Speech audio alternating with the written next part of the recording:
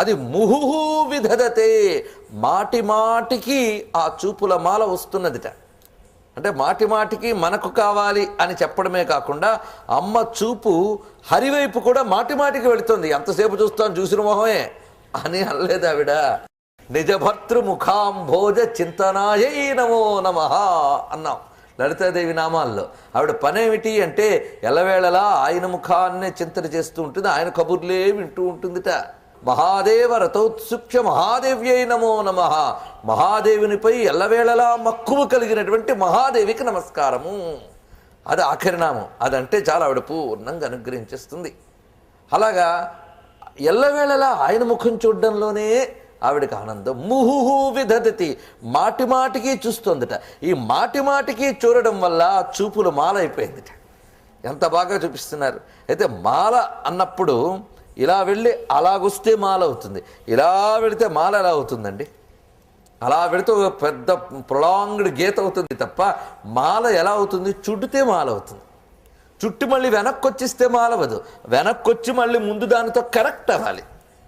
ఆ కనెక్ట్ అయ్యి ఏది ముందో ఏది వెనకో తెలియకుండా ఒక కంటిన్యూస్ ఫ్లో ఉంటే దాన్ని మాలలా ఉంది అని మనం చెప్తాం. ఇక్కడ చూపుల కనక ధార ఉన్నదే అది ఒక మాలవలే ఉన్నదిట. ఎలాంటి మాల? మధుకరి అని చెప్పబడుతున్నది ఇక్కడ. మధుకరి, మధుకరి అంటే వెంటనే మనం తుమ్మెదా అని అర్థం చెప్పుకోవాల్సిందే, తప్పదు కదా. మధుకరము అంటే తుమ్మెదా అంటే తేనెని తయారు చేస్తుంది కనుక దానికి మన తేనెటీగా తుమ్మెదా ఇలాంటి మాటలు చెప్పబడుతూ ఉన్నది. మధుకరీవా అని. మధుకరి అంటే ఇంకొక అర్థం ఏంటంటే మాధుర్యం యొక్క లక్షణం ఏదో తెలియగలిగేది మధుకరి. గ్రహించితేనే కదా మధువుని స్వీకరించి చక్కగా సేకరించగలదామె తుమ్మెదగా అని. ఏ కారణం చేత? మనం కుసుమాన్ని చూస్తాం, ఆ కుసుమంలో మకరందం తీయాలంటే కుసుమాన్ని మొత్తం నాశనం చేస్తే కానీ మకరందం తీయలేం మనం, అవునా లేదా? కానీ తుమ్మెద ఎలా చేస్తుంది?